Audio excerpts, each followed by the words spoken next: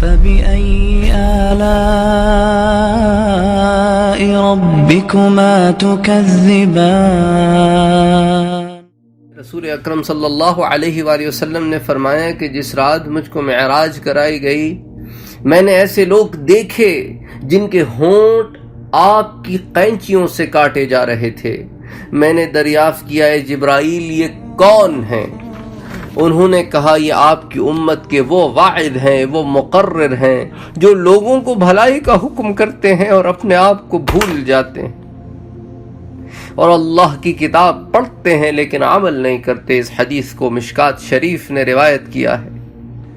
اے اللہ تو محفوظ رکھ میرا بھائی، یہ جو وعظ و نصیحت کا کام ہے اس میں ایک بہت بڑا بوجھ ہے، اور وہ ہے یہ بوجھ کہ کیسے آپ سے کوئی بات کر دیں جس پر ہم خود عمل نہیں کرتے، آپ کو ایک ایسی بات سے کیسے ڈرا دیں جس سے ہم خود نہیں ڈرتے، آپ کو ایک ایسی بات پہ ایمان لانے کے لیے کیسے کہیں اگر ہمارے دلوں میں ایمان نہیں اترا ہوا۔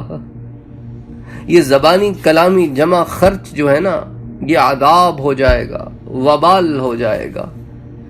تو جو علماء ہیں، جو مواعظین، جو وعظ کرتے ہیں، جو لوگوں کو نصیحت کرتے ہیں، جو نذیر ہیں، جو ڈراتے ہیں، جو بشیر ہیں، جو بشارت دیتے ہیں، خدا را ہمیں اپنے عمل پر نظر کرنی چاہیے، اپنے اعمال کو سنوارنا چاہیے، پھر وعظ و نصیحت پہ عمل کرنا چاہیے۔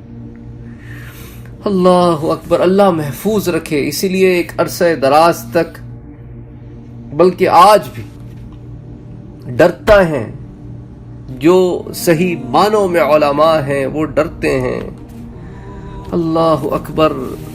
بخاری اور مسلم میں ہے کہ اللہ کے رسول صلی اللہ علیہ وآلہ وسلم نے فرمایا قیامت کے دن ایک شخص کو لایا جائے گا، پھر اس کو دوزخ میں پھینک دیا جائے گا، اس کی انتڑیاں آگ میں جلدی سے نکل پڑیں گی، پھر وہ اس میں اس طرح گھومے گا جس طرح گدھا چکی کولے کے گرد گھومتا ہے۔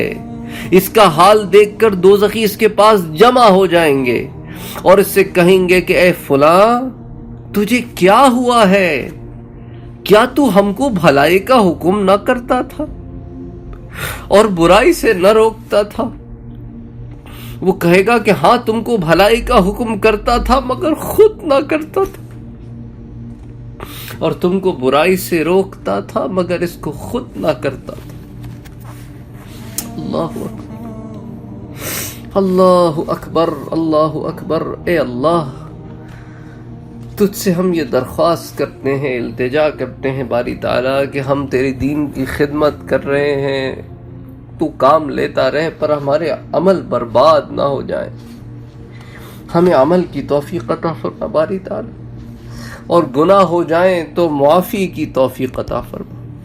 اللہم صلی علی سیدنا محمد صلی اللہ علیہ وسلم۔